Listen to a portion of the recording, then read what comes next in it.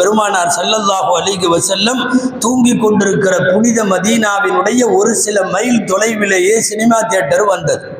இதுவெல்லாம் சமீப காலங்களில் சவுதி தன்னை நிறம் மாற்றிக் கொள்ளுகிற, தன் முகத்தை மாற்றிக் கொள்ளுகிற, பொருளாதாரத்திற்காகவும் தொழில்நுட்ப வளர்ச்சிக்காகவும் தன்னை வளர்ந்த நாடாக இன்னமும் ஆக்கிக் கொள்ளுவதிலேயும் தக்க வைத்துக் கொள்ளுவதற்காகவும் சவுதி விட்டு கொடுத்து விட்ட ஷரியத்தினுடைய மிகப்பெரிய செய்திகள் இவைகளெல்லாம்.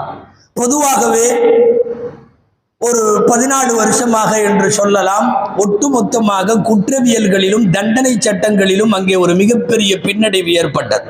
முன்பு போல் கைவெட்டு தண்டனைகளோ கசையடி தண்டனைகளோ மரண தண்டனைகளோ நிறைவேற்றப்படாமல் குற்றங்களை லேசாக பார்க்கிற ஒரு மனப்பான்மை அங்கே வருவதை அங்கே இருந்தும் உரத்து சொல்ல முடியாத உலமாக்கள் மனதாலே குமுறுவதை நாம் பார்க்கிறோம்.